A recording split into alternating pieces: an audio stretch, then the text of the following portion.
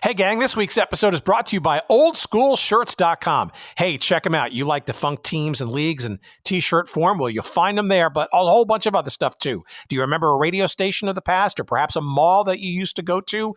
All kinds of great cultural and sports memories can be found at the great folks at oldschoolshirts.com. Promo code GOODSEATS for 10% off all of your purchases. And now, here's our show. Why was Astros first baseman Bob Watson awarded 1 million Tootsie Rolls? I hope the Astros had a dental plan.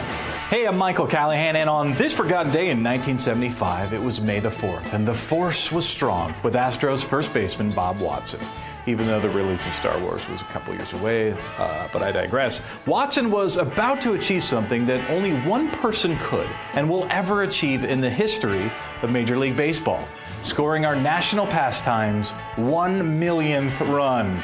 So how did the force affect this rare moment? Let's just say some unusual things happened that led to Watson being in the right place at the 1 millionth time. Like the Astros were playing in the first game of a doubleheader after a rare rainout in San Francisco the day before. All across Major League Baseball, fans and players were fully aware that the league was just 10 runs away from 1 million. And when Watson stepped to the plate to lead off the second inning, that number was down to 3. Watson drew a walk, and then the force took over.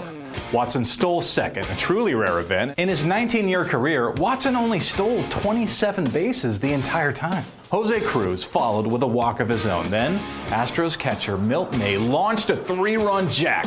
Watson began the slow trot around third. Meanwhile, in Cincinnati, Dave Concepcion hits a home run. Watson's teammates yelled at Watson to run, and he did, beating Concepcion, who was halfway across the country, to home plate by a second and a half. Now, Watson had scored the 1 millionth run in Major League Baseball. He was awarded $10,000, which he donated to charity, and as part of the promotion, he was also awarded 1 million Tootsie Rolls. Watson gave away the candy, half to the Girl Scouts and the other half to the Boy Scouts. And the only thing I want to know is, was it the little tiny Tootsie Rolls or like the bigger, longer ones?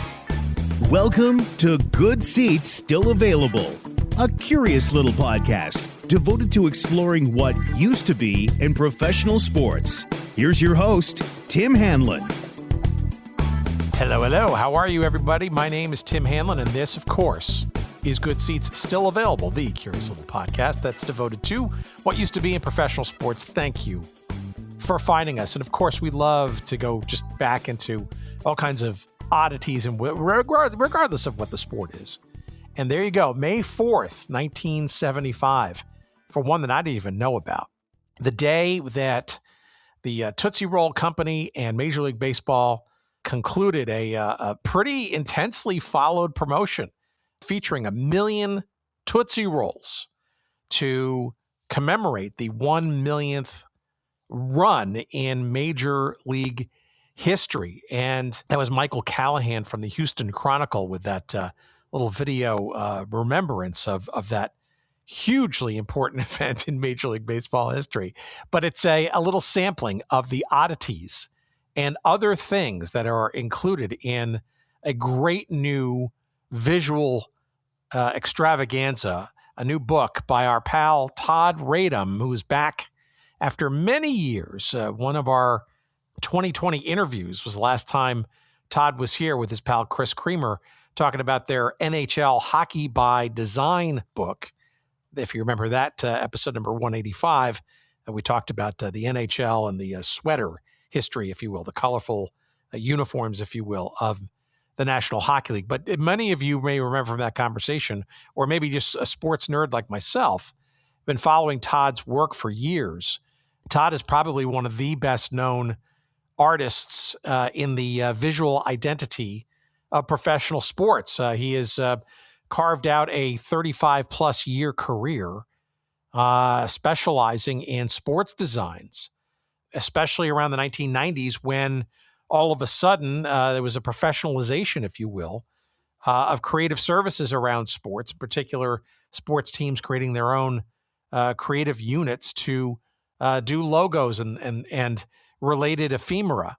And, of course, we now know, of course, there's nothing that is not commercialized to the hilt. And Todd has been on the inside track of that for many, many years, sports branding and the like. And his new book is a celebration of baseball, including that particular little event there from 1975. His book is called The Ballpark and Beyond, an illustrated celebration of baseball's rich history. It is a wonder to behold. It's 75,000 words, but and 240 pages of hardcover coffee table book goodness. And the cool thing about it is it contains 0 photographs, but all the visuals that are in there are completely crafted by the design talents of Todd Radom, including a visual representation of that promotion that we just highlighted there in that clip of the Tootsie Roll, the 1 million Tootsie Roll promotion back from 1975. And that's in a chapter called Frivolities. It's the 4th inning of the book. And there's all kinds of oddities that are visually commemorated there, including Stengelese, Casey Stengel's malapropisms and stuff, the birth of the Seattle Mariners, as well as a commemorative mascot Hall of Fame. Todd has great illustrations of that, as well as something we call trash rings. It's the Reggie Jackson memories of the chintzy Charles Finley years in the Oakland A's when they were winning all those championships, and the rings were not, shall we say, of as high quality as those championships on the diamond. But all of that stuff and much, much more. This is a visual companion, if you will, to the history of Major League Baseball, done in the design expertise that only Todd can do. And if you remember some previous conversations, Todd is well known for helping a number of teams, not only in baseball, but sports generally, with not only their logos, but also events like Super Bowls and World Series and those kinds of things. And I highly recommend that before, during, and after this conversation, you check out all of his goodness at his website, toddradom.com, TODDRADOM as in Mary, toddradom.com. And you will get a sense of what this gentleman has been doing for years, and a pioneer, if you will, in the realm of sports logos and sports illustrations, sports branding. And we're going to do that background in commemoration of baseball's goodness this week in our conversation coming up right now. Here he is, Todd Radom, and myself talking about baseball and his new book that illustratively commemorates all the goodness that is professional baseball. Here's our conversation we had a few weeks back, actually a few months back. We've been holding this off until the book is out. It's out now, courtesy of Sports Publishing Incorporated, distributed by Simon & Schuster. Get yourself a copy now. But before that, please listen to this, and always, as always, enjoy.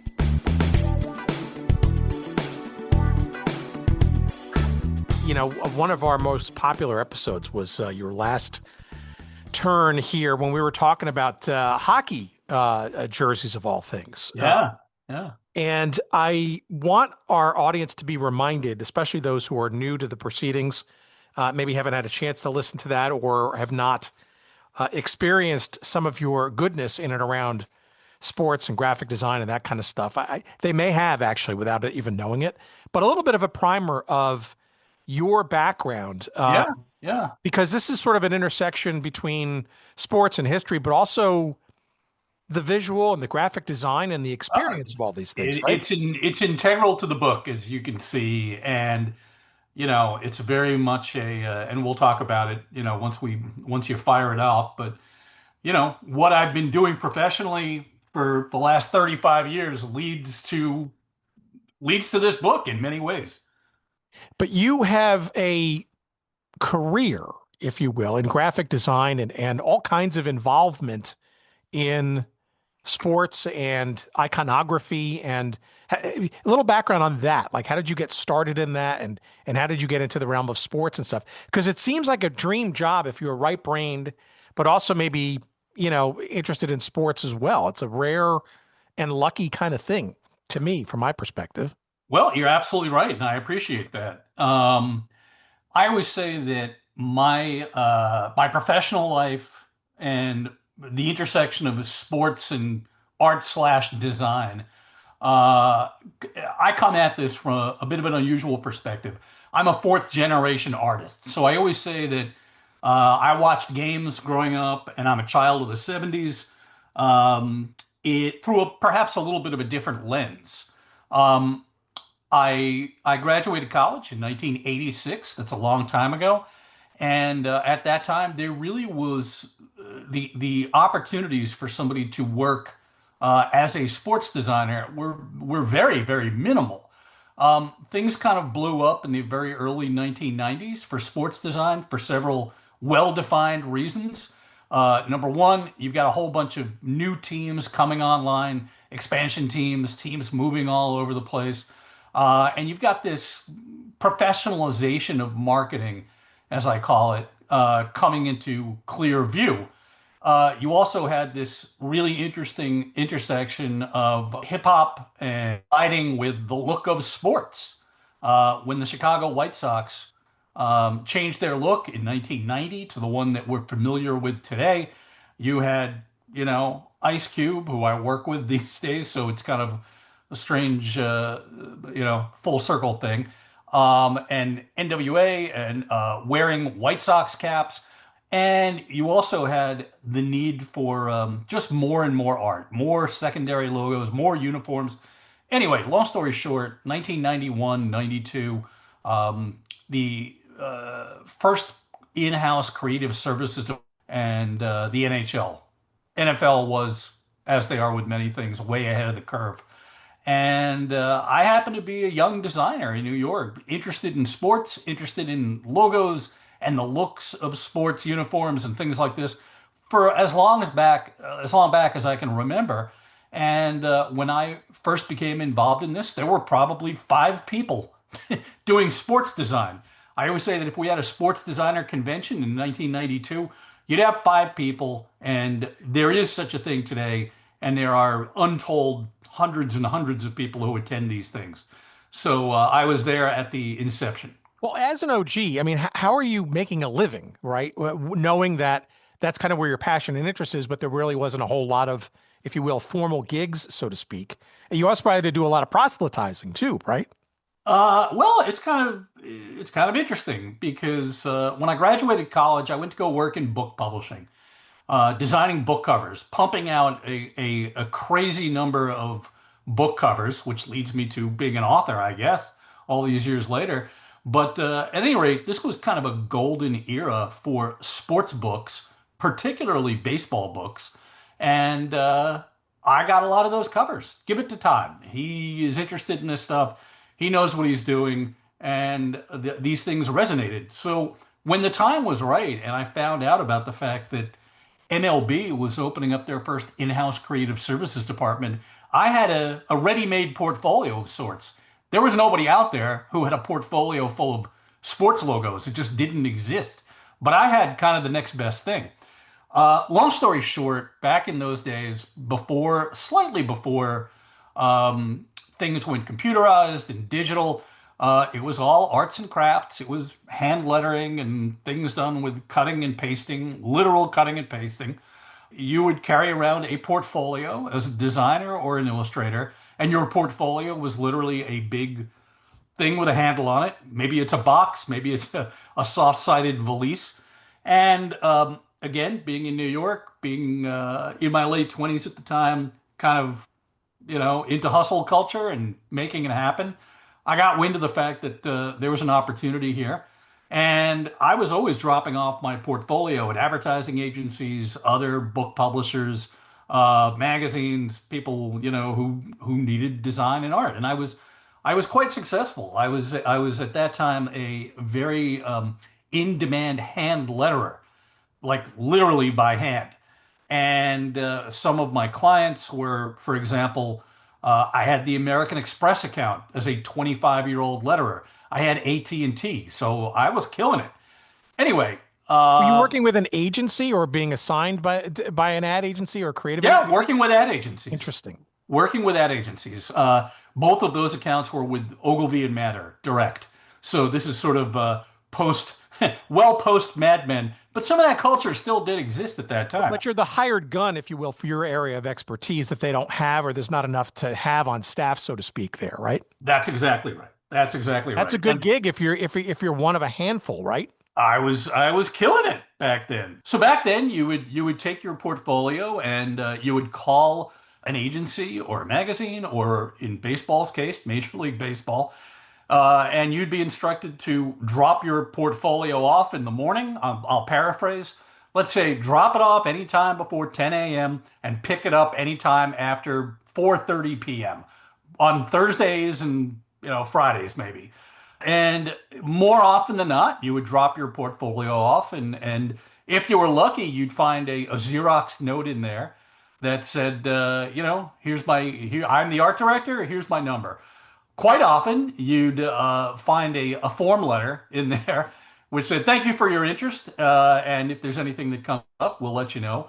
In the case of Major League Baseball, I dropped my portfolio off, and I got my foot in the door because there was a note there that essentially said, "We think we could do some business with you. Why don't we set up a meeting?" So I got a meeting set up. It was with an art director named Ann Ossie. She retired from MLB after a stellar career just a few years ago, had 30 years in at MLB. And I've been working with Major League Baseball ever since. MLB led to the NBA, the NFL, NHL, and so on and so on and so on. And again, for our audience who may not be familiar, you probably, as you're listening to this, probably have seen some of Todd's handiwork. Do you want to kind of brag a little bit on some of the events and special things and stuff? I mean, you mentioned Ice Cube, for example, the Big Three Basketball League. Yep. Et cetera, right?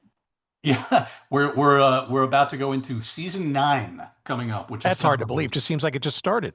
Tell me about it. So, my baseball work, if you're a baseball fan, you have certainly seen my work over the last 35 years. I created the current look of the Los Angeles Angels. This was back in 2002, just in time for their only World Series appearance. But I've designed probably a couple of hundred sleeve patches along the way, commemorating stadium openings and closings, special seasons, anniversary logos, All-Star Game logos, World Series logos, things like that. Even helped rebrand a KBO team in Korea a couple of years ago. In the NBA, I've designed a slew of stuff. I've designed 2 Super Bowl logos. And as he said, I've been working with Ice Cube and his Big Three Basketball League for 9 years now, responsible for literally everything visual.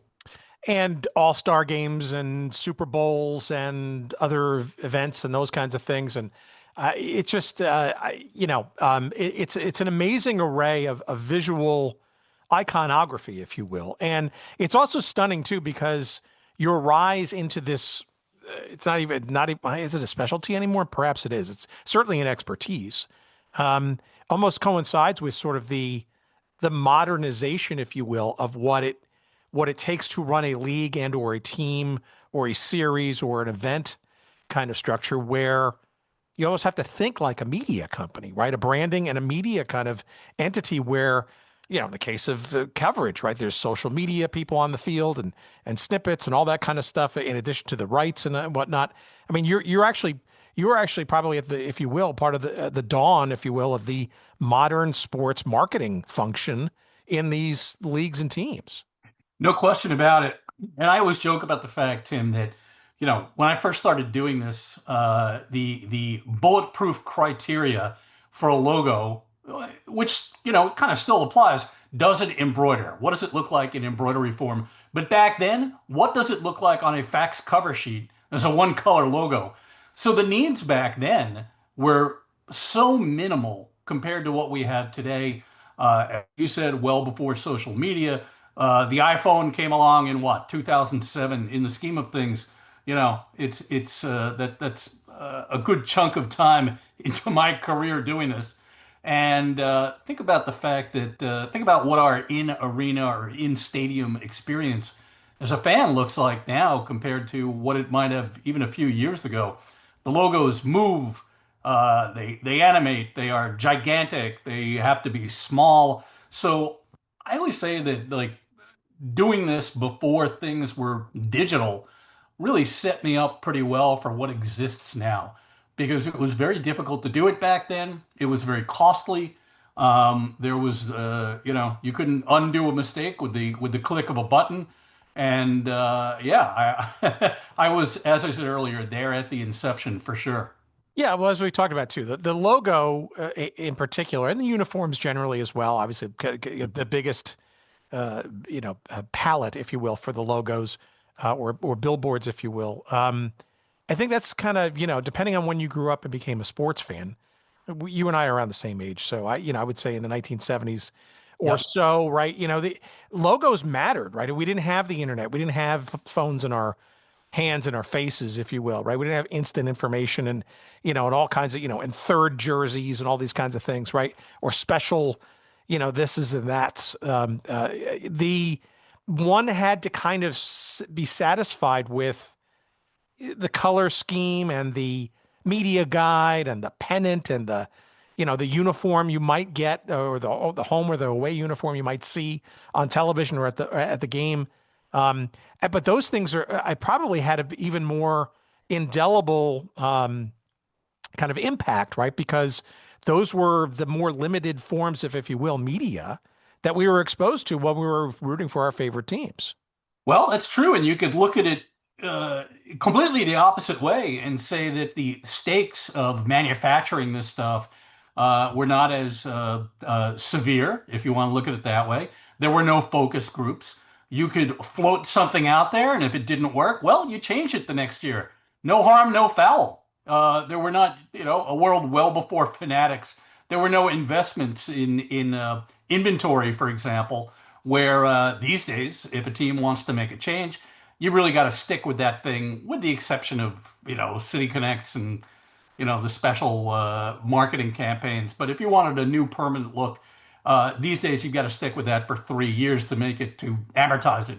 Essentially, back then it was those criteria were not in play. Well, and the money there and the fashion, you mentioned it earlier, right? Yeah. It is really, it's just part of the business now that is beyond just selling tickets and getting a television network to carry your games, right? There's many more revenue streams, and certainly $150, $200 jerseys, maybe not necessarily the highest quality. You mentioned Fanatics. I'll call it out. You don't have to do that. It's big business and then some. And I think that's why we see private equity circling around so buzzardly, trying to scoop them up and try to 10x all of these things, knowing that fashion is but one part of that. All right, so let's back up for a minute. A lot of what you've just described, right, is maybe I'll put words in your mouth, kind of forward looking, right? You're creating logos for new events, new teams, refreshes, and all those kinds of things. But it's very clear in our previous conversation when we talked about all kinds of other similar kinds of things that there's also a lot of this isn't necessarily just clean slate and imagination, right? A lot of, especially in sports history, especially things like baseball, which is probably, goes back probably the longest, I guess, of any of the major pro sports in this country, right? There's rich history and identities and iconography from what used to be, if you will, which is our little want around here. Tell me how that has influenced your thinking, your creativity in your work, as well as we get into this book, looking back and celebrating and or the curiosities that get generated by trying to understand what occurred logo wise and visually before modern days. Yeah, I always think of myself in certain respects as a time traveler. The job of graphic designer substantially did not exist until about 100 years ago when modern advertising and kind of the beginnings of modern marketing were taking hold. But listen, when let's just throw a team out there. When the Boston Red Sox became the Boston Red Sox in 1908, they threw a uniform out there on the field which had a giant red sock. They didn't have a formal nickname prior to then, but they went all in and they advertised themselves, if you want to look at it that way, as the Red Sox. Well, what are fans seeing? If you are a very special person and you're able to see a major league game in a world decades and decades before television, really at that time, before newspapers carried a lot of photos, you were exposed to an image of that jersey in a very siloed fashion, right? There is no merchandising, there's no marketing, there are no souvenirs back then, no broadcast, as I said earlier. So, with the exception of literally identifying yourself on the field of play, and perhaps in the context of a corporate letterhead, there's really no need for logos, right? And it's impossible for many contemporary viewers, whatever, contemporary people, to imagine a world before we were bombarded by imagery 24/7, 365. But the fact of the matter is that that's the way the world was. And TV comes into the picture in the scheme of things fairly recently. So it's all to say that the Boston Red Sox and Chicago White Sox are named for their socks, which we really don't see. And, in the case of some more contemporary teams, let's say, look at, in baseball, good examples would be the two most recent teams to join the MLB family, the Tampa Bay Rays and the Arizona Diamondbacks. They've had a number of changes in their looks over the last, 30, almost 30 years. But really, they're still tied to uniforms that are reminiscent of those worn by the Cincinnati Red Stockings in 1869. I say in my new book at one point, why do we have buttons on baseball uniforms? These vestigial things that are sort of like a human appendix. There's no reason for them, but it's all about tradition. And the traditions in other sports are quite different. I always say in basketball, you've got a very limited amount of real estate with which to apply your graphics. Football, particularly NFL football, it's pretty much numbers and a little bit of trim, and the uniforms are super, super tight. We talked about hockey 6 years ago, a little bit of a different animal there in the sense that the sweaters are quite oversized and there's big opportunity to have big logos on there. So each and every one of these sports has a different visual culture attached to it. Okay, before we segue into the book, I promise, we're going to promote the heck out of the book. Anyway. First, the reason why you're here, right? So, I do want to do a callback because way early in our little lifetime here in our little show, back in 2018, even before you and I first met and discussed, we had a really interesting guy who's probably very well known, maybe in your circles, Waylon Moore. Yeah. This is the guy who was near and dear to my heart because he created the original New York Cosmos soccer logo, the Atlanta Chiefs back in the old soccer days as well. There's a whole bunch of other stuff too. And this is the question I asked him, and I really want to get your sense about this too, because this is part of your world or has been part of your world professionally. When you create logos and ephemera related to, and they get picked up and you're hired, so to speak, or your designs get used or approved and stuff. How do the economics of that work? Now, this could be a sore subject, but are you essentially a gun for hire and all your creation that gets chosen goes to the entity and you get paid for your services? Or are there any scenarios where either before it's accepted or afterwards, you could have some kind of, I don't know, ongoing residual kind of process where you can continually get paid for now all the media exposure that your designs benefit from and get seen by?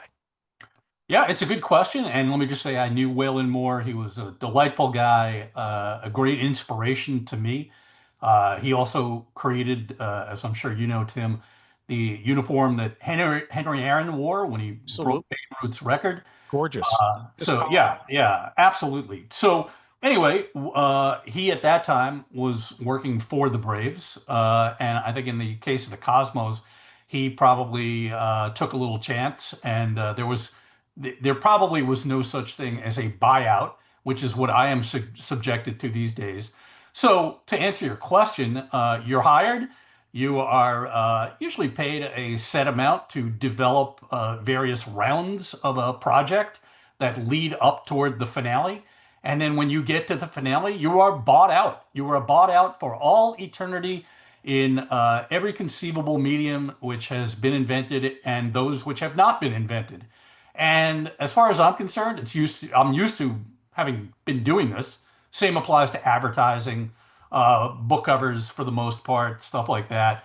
I'm fine because, as it was once described to me when I was a young designer, do you want to keep up with inventory numbers?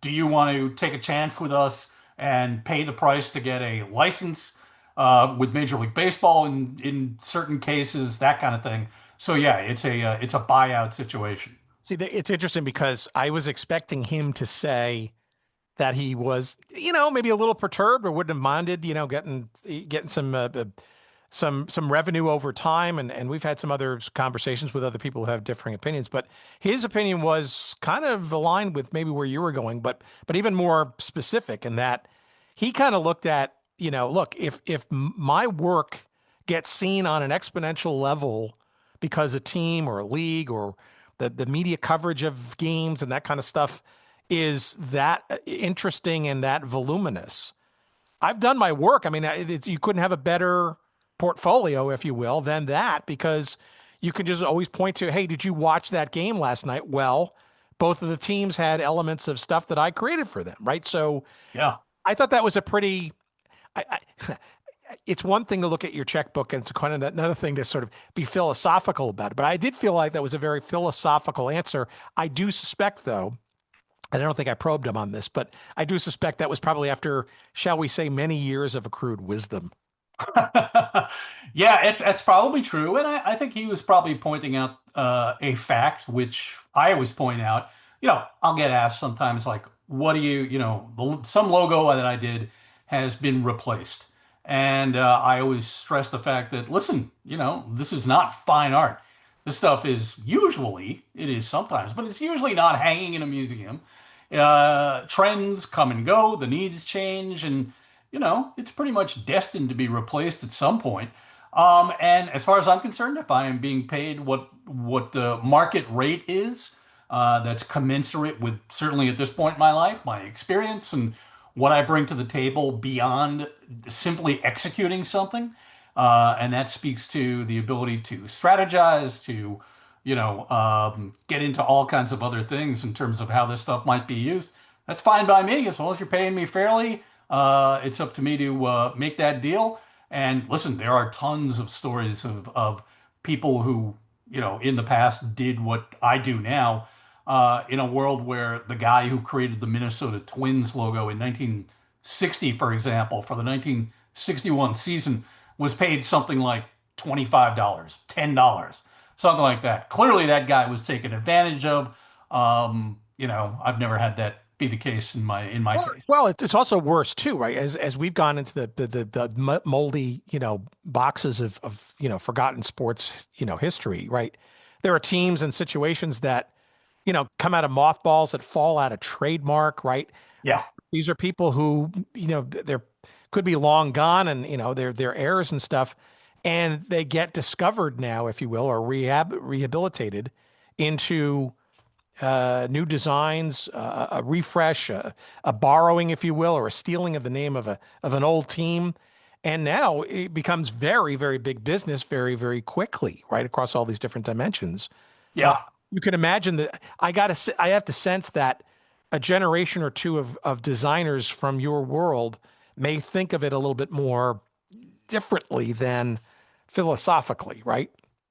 Well, it's interesting too, in the sense that, way back when, way back, ancient history, the guy who created Chief Wahoo, for example, Absolutely. whatever the pluses, minuses, whatever we want to talk about with respect to that, was working. He was 17 years old. He was working for his, I believe, uncle's emblem company in Cleveland. I met the guy in the 90s, years and years and years ago. He wasn't, he was on staff. He was never, but most people in that position back then remain anonymous to this day. We don't know who created the two socks that make up the Boston Red Sox logo, for example. It was somebody in 1923 who was probably working at a stationer, designing a letterhead. Totally, totally anonymous.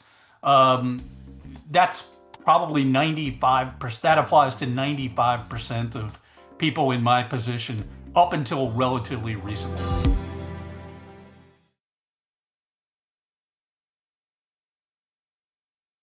Okay, I didn't mean to go too down this, but it really does help inform, I think, to those who are uninitiated to um, the the craft, really, of logo and otherwise graphic design, especially when it comes to things like sports and all the things around it.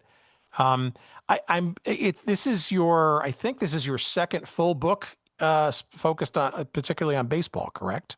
Third, all told, in Third all told. 2018, I did Winning Ugly, Yes. which was my loving homage, air quotes, to some of the uniforms that you and I have talked about.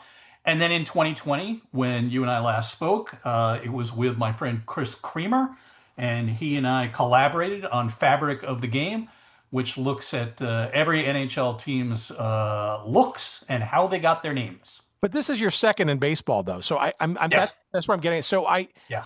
tell me what inspired this particular book and take. And I know you've been doing a podcast with Buster Olney over the years, and I know you had some connection with Paul Lucas, who's a very well known and since retired from this world obsessor, I guess, of all things uniform and related. What is it about baseball that draws you back, so to speak, to do what we're going to discuss, this sort of topic? Because I said it before, I think this has something to do with it. Baseball's been around forever. I mean, literally forever when you look at pro sports, right? Probably more forever than most others. Is it simply because there are just many more years of stuff to unearth, or is there something else, more psychic, more soulful, something else that speaks to you, that draws you into telling more of its rich history through graphics?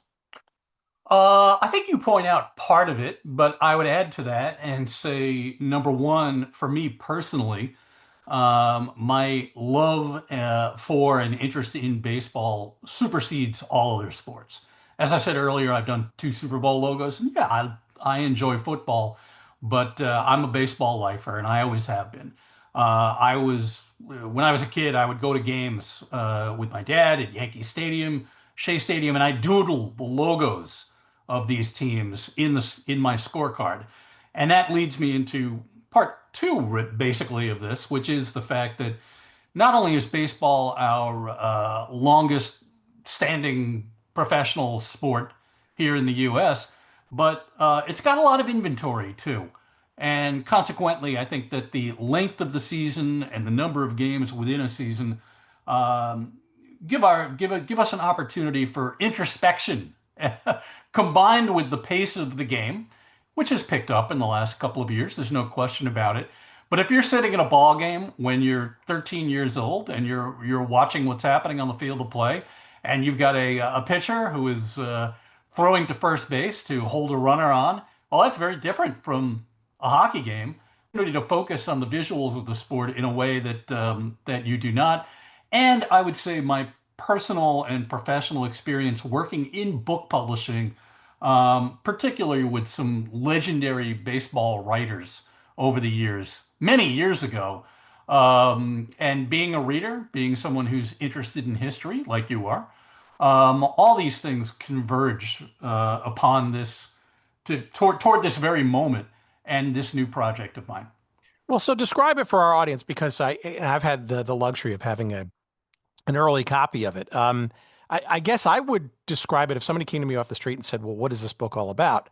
It really is kind of a love affair, I think, with sort of all things aesthetic and graphically rich in and around baseball, where you kind of tell kind of the history of the game, not necessarily complete like linearly, but very in sort of various aspects of the game's history through visual and graphical kind of manners, which I think it makes the history of baseball less intimidating, I think, and much more accessible, especially if somebody hasn't the time or the wherewithal to do statements, right? Well, the title of the book is The Ballpark and Beyond, and the subtitle is an illustrated celebration of baseball's rich history. So I appreciate your kind words. And I'm going to just read a couple of words for my introduction. I'm not going to go too deep There into are it. words in it too, friends. So don't be 75,000 words, not that I'm counting. you'll learn a lot with this, but you won't feel like you're learning. That's the key. Yeah, I mean, it's a little, I say, how can you not be intellectually curious about baseball? I know I am. I say the sport has a way of rewarding or conversely torturing those of us who invest our time in it, regardless of whether we are casual fans who flit in and out, grazing on a couple of appetizers here and there, or the diehards among us who want to consume the entire tasting menu snout to tail from the first day of spring training right through the final out of the World Series. And I go on to say that, listen, baseball has a culture to it which is really different from any other sport because there's an off season. We have a hot stove league, which people are kibitzing about trades and things like that. It goes beyond the NBA or any other sport. There is, as you said, a visual culture to it. And think about the arguments that ensue about who should be in the Hall of Fame annually. No other sport has this. So there's stuff both on and off the field of play, which makes for a very, very rich culture. I say in my introduction that, as we've been talking about, I've worked in baseball for 35 years, and my professional and personal interests have often converged in ways that I sometimes find hard to comprehend. I talk about the fact that I'm old enough to have seen games in 56 stadiums. I've had a drink with Babe Ruth's daughter. I'm a personal friend of Josh Gibson's great grandson, and I knew Buck O'Neill. So I've got a lifetime of loving the game, working in it, and more than anything else, being intellectually curious about the game both on and off the field. So, what was your approach to tackling this big pile of stuff, right, that baseball presents and provides? Well, yeah, no, I'm sorry. Get into innings, but I love how you've broken up some of these. I mean, some of these are specifically sort of around history and sort of major events and stuff and things. And then you've got like your fourth inning, for example, which I was immediately drawn to. I read the rest of it too, but frivolities, which I love. Frivolities is like perfect for this, right? You take great lengths to go into, some of the oddities or why things are, or, visual approaches to things and, recreate them and kind of ask the questions as to maybe why these things are, like you said, the buttons before, some of the uniform shapes and stuff, et cetera. Yeah, I mean, I've always wondered, like, what did people eat at ball games in the 19th century? We can go to a ball game today, and you can get all manners of food, unhealthy and otherwise. Went back and I've got a tiny little chapter in there about the history of ballpark food. I've got a little chapter on bullpen carts. Who was the first man to ride in a bullpen vehicle in the history of the major leagues? I'm going to tell you that every piece of research that I could dig up beforehand, I have refuted. So I'm breaking news in here, aside from a frivolity. I've got a little chapter in that chapter about Casey Stengel's use of the English language, something about Satchel Paige, about mustaches in baseball, the history of World Series rings, World Series trophies, ballparks of the 19th century, et cetera, et cetera, et cetera. So I'm kind of all over the map in a I think fun way. The visuals of this are really intriguing to me, and I loved all of them. I mean, some of them I didn't know what to expect when I saw this. When you open up the book, in the front and the back sections is this sort of a melange or collage, better word, of ticket stubs, and for a minute or less than a minute, I thought those were a set of actual ticket stubs, but they're actually your graphic recreations of them. But they're so well done that they very much look like they are effectively cleaned up replicas. I mean, and very accurate at that of those. Why that in the opening and ending section? What is it about the ticket stub? I guess I know a foreign concept for those 30. But what is it about the ticket stub that evokes? Because you use the ticket stub elsewhere too, Yeah. visual and a powerful effect. Well, those are the end papers, first of all. So, they kind of set the tone for the book. They lead you into things in a decorative way. But I love ticket stubs, not only because they're visual, because in this case, they tell a story that embraces the entire history of the sport. So I've got images of ticket stubs from the 19th century. I've even got a screenshot of a ticket of a game that I went to, the last game of the 2024 World Series at Yankee Stadium.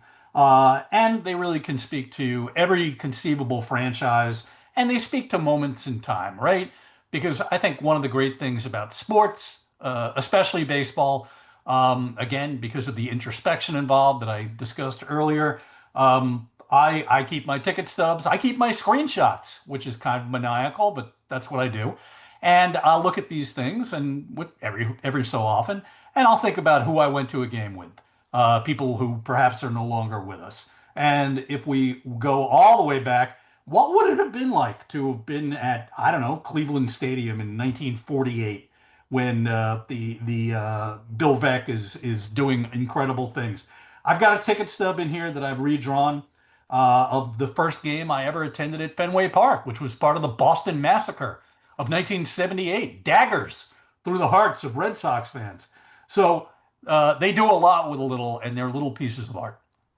In particular, there's a really cool section that I loved, the Let There Be Light section. You've got two stubs in there that I don't know if they were fully recreated or they were actual, and you just clean them up, of tickets that essentially visually showcase some of the first, with Cincinnati, the first night game in 1935, and a game from the Brooklyn Dodgers at Ebbets Field back in the day. How accurate, real, or imagined were those, for example? They are real. I will note that every illustration in here is done by me, so there are no photographs. Everything is illustrated. But those are based on actual ticket stubs. And the Brooklyn Dodgers, under the leadership of Branch Rickey, who was a pretty good marketer, went all in. They were one of the first teams to kind of like really promote their night games. They wore satin uniforms for a very short period of time, which dazzled under the lights. I briefly talk about those in this book as well. But the ticket stubs for the Dodgers in the early 1940s for night games sometimes had images, die-cut light bulbs in them, for example. That's what you're talking about. I mean, they're really cool looking. Amazing. Yeah. And I can see where you can get transfixed by that kind of stuff, and how you want to celebrate and, frankly, reintroduce that kind of imagery to fans today who we don't even have, physical tickets anymore, right? I mean, there's something, I don't know, it's historical, I get it, and maybe it's not as efficient, but there's something, tangible having that ticket in your hand. Yeah. I mean, it's an instant keepsake, right? Especially if you're growing up and you want to remember you screenshot that Ticketmaster barcode. I mean, it loses a little something, no? There's certainly QR codes are not nearly as attractive as the Brooklyn Dodgers light bulb ticket stubs that we're talking about. That's for sure. There's utility involved, and we've even surpassed those. I live here in Philly. I'm signed up for facial recognition, so I'll go into a game with 3 other people. It sees my face. I walk right in. I don't even have to show my phone. All right, tell me some of the more odds and ends kinds of things here, and maybe also a little bit of stuff that maybe you discovered in the research and in the compiling of this that perhaps you didn't know about or were surprised about. One that strikes me, which you kind of hit your head and go, "Oh, of course, this has got to be a thing or an area of a topic of interest," but I never really thought about it until you put it out here in beautifully described and visually presented way. Is sort of this interesting Oakland A's championship ring thing, right? Where they have this sort of, there's a heritage of ornateness, if that's a word, for, rings, and they tend to be gaudy and rightly so, because it's a major championship and that kind of stuff. And here you are talking about 1973's championship ring. Do you call it, or was it called generally the trash ring? By Reggie Jackson called them trash rings, as a matter of fact. Thing I didn't even know. There you go. So, yeah, long story short there, today's championship rings, the Dodgers recently unveiled theirs, celebrating their back-to-back World Series titles. Those things are just, we know what they look like. We don't have to get into it. They're not fashion statements, but they're very unwearable, but that's a relatively recent phenomenon. But Charlie Finley, who was notoriously cheap, let's say, and mercurial in many ways, celebrated the A's 1972 World Series championship with what were, by all accounts, very beautiful rings for their time. They contained a nice chunk of diamond in there, which and they were players appreciated them. The next year, they win another title, and they come back. There is not a diamond to be had in there, and the players basically said these are garbage. They are worth $400 a piece or something like that. And the A's, of course, famously fighting with one another against their opponents, with their owner. So what do? They go back, they win a third straight title, and the 74 rings were no better. Ironically, that diamonds, get it, aren't even in the, it seems. Absolutely. Absolutely. Another section that I especially gravitated to were your section on franchises, which it gives you the license, right, to kind of go into some of the better or worse designs of teams past or relocated or maybe even present. Like, for example, the St. Louis Browns, right? I mean, the color brown, not necessarily, widely used then or now for a number of different reasons. Yeah. As you point out and you visualize, I mean, in terms of like the mascot and the logo and it's almost like elegant in its brownness, so to speak. It's celebrated because these are things that, today's franchises and maybe today's Major League Baseball don't kind of really, I don't know. They don't revere them as much. And maybe if they do, they're sort of more as a cash grab and after the fact.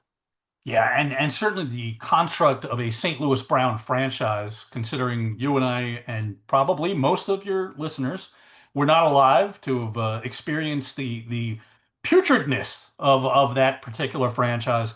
One of the things in researching this, that I discovered, well, we know, even being historians, if you are interested in history, historian sounds like such a formal thing, but we know that, we know that the Browns were second bananas to the Cardinals, who were quite successful for years and years and years, and eventually something had to give, and of course it was going to be the Browns that left town. They now play as the St. Louis or as the Baltimore Orioles, rather. But in researching this, I looked at some numbers, and that the Great Depression really hammered every franchise, but it really hit the Browns and teams that were sharing a city with another team. The Athletics and Phillies would be a good example, the Braves and the Red Sox. But the Browns drew 80,000 fans at home in 1935. That's about 1,080 fans per home game. 1,080 fans per home game.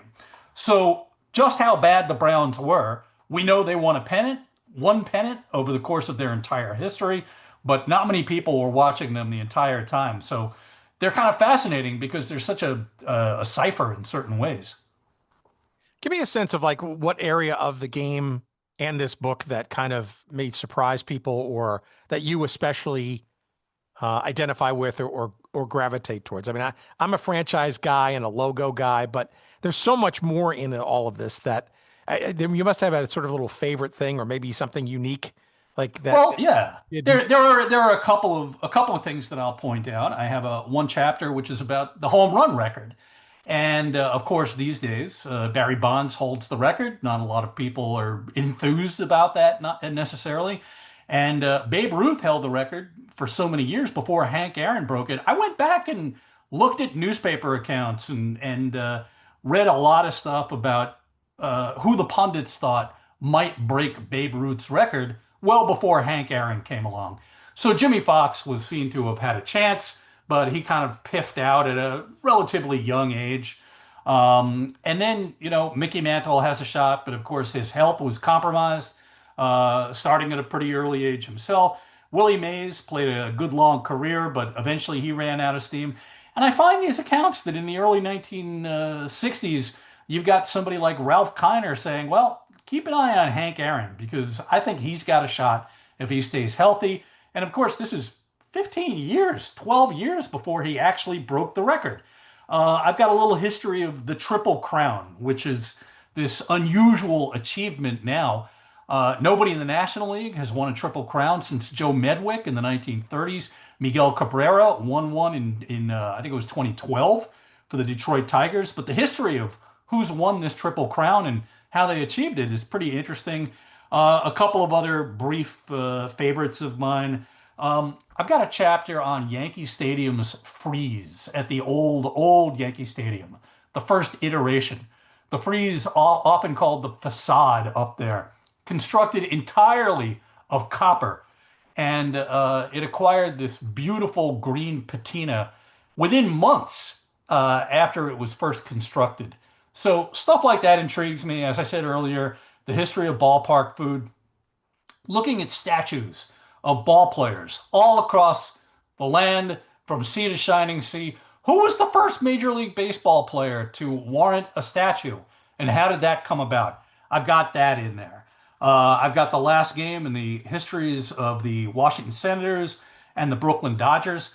I write about what it was seemingly like at Ebbets Field. The Dodgers are mourned over and celebrated, but people kind of were angry that night.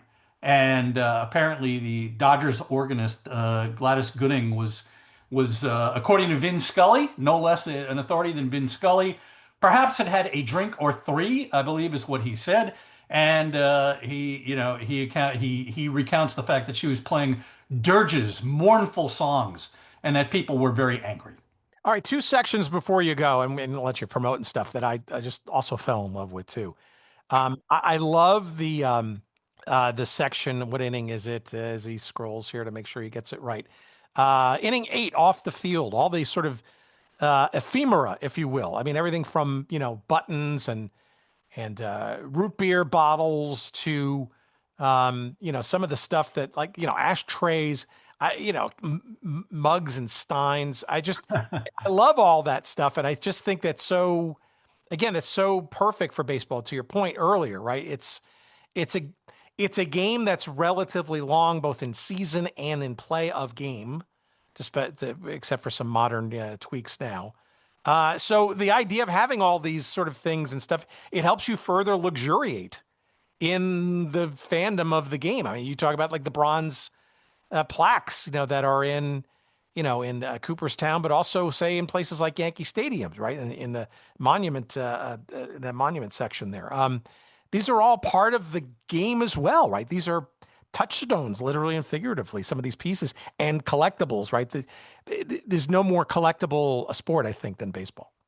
I think you're right. And in that particular little chapter that I have, I mentioned the fact that so you can go rest for all eternity if you're a fan of a particular team with their logo, with you. I mean, that's for the true diehards among us.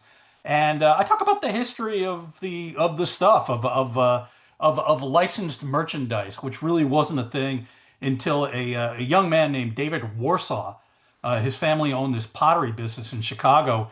He got a license with the Chicago Cubs to make ashtrays in the shape of Wrigley Field back in the late 1920s, right? It's hard to imagine a world, I kind of touched on this earlier, without all of these things, with these tchotchkes, licensed paraphernalia. And now, of course, you can get retro teams. So you want a Brooklyn Dodgers, USB, iPhone case or something like that, you can get it. But yeah, I enjoyed some of these weird off the field things in here too. I've got a little chapter on a classic baseball bar that was located in Boston in the early 1900s called McGreevy's Third Base. Third Base, your last stop on your way home. How about that? And it was a very influential place. It was sort of a de facto clubhouse for players and fans in Boston alike. So it's really fun stuff, again, both on and off the field of play. And I will just expand very briefly, Tim, upon what you had mentioned earlier. Some of this expands upon and builds upon a podcast segment that I've been doing with Buster Olney on the ESPN Baseball Tonight podcast for the last several years. And so, it became a book and it became visual. And this is a treasure. This book is going to, keep you occupied for hours and hours, and will keep you up late at night and steal your sleep in the process. In particular, there's obviously a chapter or a section devoted to uniforms and sort of the Hall of Fame, if you will, that you've created of those. And I love the fact that you called out the 1909 Chicago Cubs elongated collar with the Chicago word down the center where all the buttons are and stuff, because that's seen in a bunch of different older teams here and there if you look at the photography. But the thing I love probably the most is your literal cap tip to 1976 and the pillbox caps. Yes. I didn't, I certainly am aware of those. I vaguely remember probably more perhaps Cincinnati and Pittsburgh, but I'm not sure I ever remember a New York Mets or Montreal Expos pillbox cap. And I guess what I was just amazed to see, and I didn't sort of know this either until I read the stuff here, is that 1976 was kind of the year of it. And it really was kind of a flash in the pan. Yeah, I mean, they were rolled out to celebrate the National League's centennial season in 1976, 50 years ago. And of course, this coincides with the American bicentennial.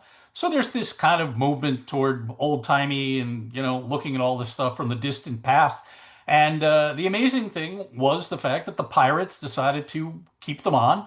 They wear them winning the World Series in 1979, famously, and they hung on until the 1980s. For no reason, but it was very much a signature thing. Talk about the Mets wearing them. I remember, 1976, I'm 12 years old, growing up in the New York area. And I remember tuning into opening day on Channel 9 in New York, and the Mets are wearing these things.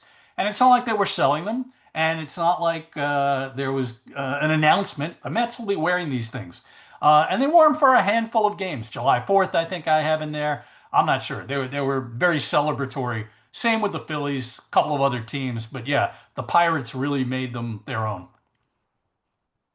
All part of just a great treasure trove, this book. I am going to let you promote in a second, but I got to ask, are there any other stories or things that you kind of didn't get a chance to kind of get into the book, either through editorial reasons or you just couldn't get enough source material, or things that elude you about the game? Or do you think you've exhaustively gone through all that you can in this space? No, I think it's endless. It really is endless. It's kind of interesting because, again, I do this segment on the ESPN podcast about the Ballpark and Beyond.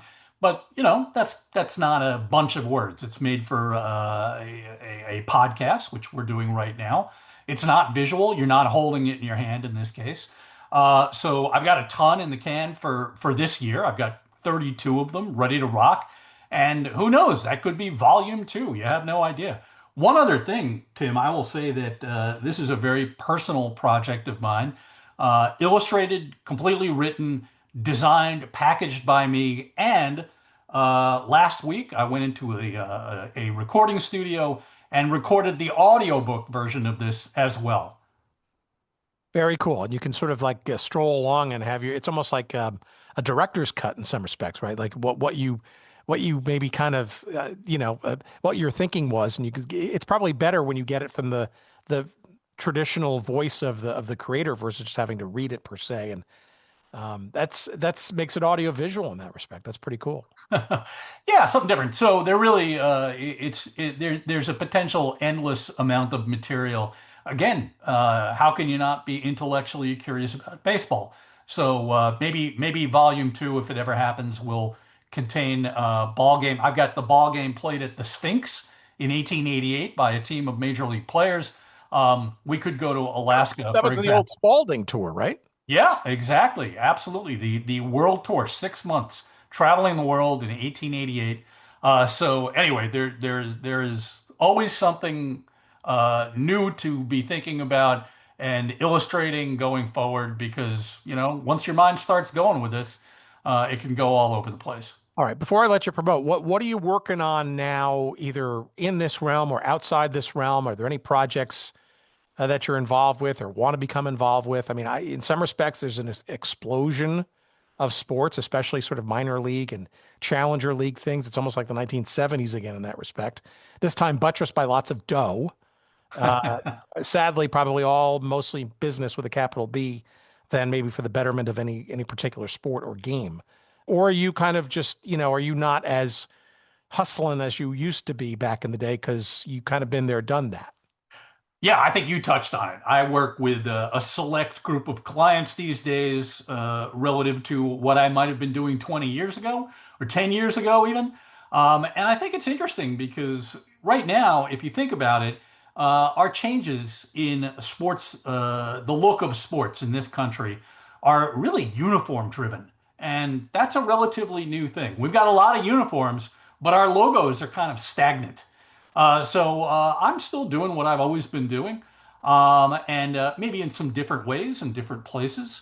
Always with that stuff. But the branding a team and creating something that hopefully will be around for 20 years, that really doesn't exist right now.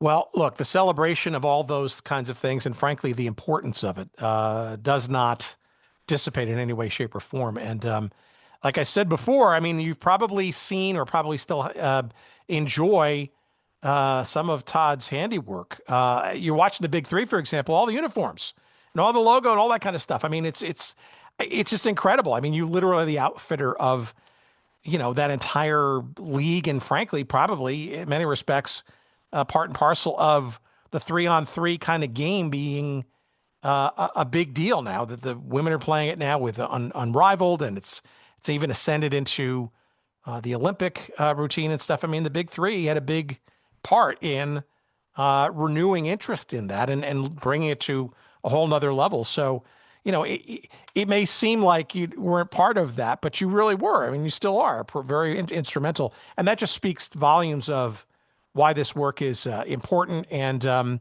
has more effect than one might think, because it's how one identifies with sports and teams and leagues and players and all that kind of stuff. So it's an amazing life and skill and art that you bring to all this. And you're very fortunate to be able to take that fandom and be able to professionally bring it to new levels as you do. Well, I appreciate those sentiments, Tim, and I am absolutely, I feel very, very lucky to be able to combine all of these things into kind of a unique career in many respects. And as I always say, people care about these things. They get logos tattooed in their bodies. We don't usually do that for our favorite bank or consumer brand that we're not as passionate about. Yeah, there's where your licensing might have come into play. That's it. And I've done plenty of corporate things too, but people really do care about this stuff, and it transcends. And we talked about this 6 years ago. If you were a member of if you're a sports fan, you're a member of a community. That community does not ask of you what your age, your ethnic group is, or your income or anything. You're part of something. You're part of something bigger than yourself, and it has the potential to be very positive. Or, again, conversely, very negative. You can sit there and bitch and moan with millions of people online about the fortunes of your team, perhaps, but you care about the looks of them and perhaps take that to extremes in some cases. Reminds me of the Seinfeld episode when he talks about jerseys and stuff. And people are just, we're just rooting for clothing. Totally. Absolutely. And you know what? He hit the nail on the head.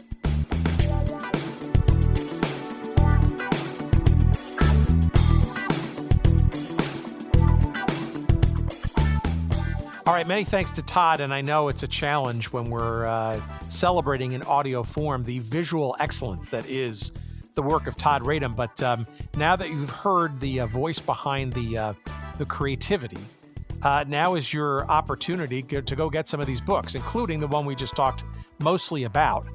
That is called The Ballpark and Beyond, an illustrated celebration of baseball's rich history. It is written and authored and illustrated by our pal Todd Radom, with a foreword by Buster Olney, and it is published by our friends at Sports Publishing, Inc. It is a brilliant book, well worth getting, and of course, you can find convenient links to said book in the show description, however you get the podcast this week, or going to our website at goodseatsstillavailable.com, searching up this episode number 451, and you'll find the convenient links there. And of course, either way, you will be whisked to our pals at Amazon, where we get some shekels of referral love when you purchase the book in that general manner. Get it in hardcover edition or Kindle variety, or you can even get it as an audiobook in that fashion. And while you're there, why don't you also check out two of Todd's other great books, one in baseball, one called Winning Ugly, the visual history of baseball's most unique uniforms. That's a keeper for sure, as well as the book that we dedicated our episode number 185 to, his NHL book that he shares with Chris Creamer, called Fabric of the Game, the stories behind the NHL's names, logos, and uniforms. If you like to geek out on the visual look and sports logos and marketing treatments, Todd Radom is your guy. And of course, you can follow more about Todd at his website at toddradom.com. That's Todd Radom, Radom as in Mary, toddradom.com. You can also follow Todd on X at Todd Radom, all one word. Of course, our thanks to not only Todd, but to our pal Jerry Payne for his audio excellence this week, putting our various pieces together to bring this conversation to you. Would you like to follow us on the socials? By all means, please do so. Beyond our website at goodseatsstillavailable.com, that's where we post all of our episodes. You can follow us on the socials at various places, like on X. You can find us at Good Seats Still. On Blue Sky, you can find us at goodseatsstillavailable.com. And just about everywhere else, you can follow us at Good Seats Still Available, all one word, including YouTube, of course, where we post and stream all of these episodes for your listening pleasure, as well as all across podcast land. Our email address is hello at goodseatsstillavailable.com. Pretty easy. That's all we got for you this week. Fun coming up in the weeks ahead. Please listen. Stay tuned to your feeds. Hope your summer's going well. We'll see you soon.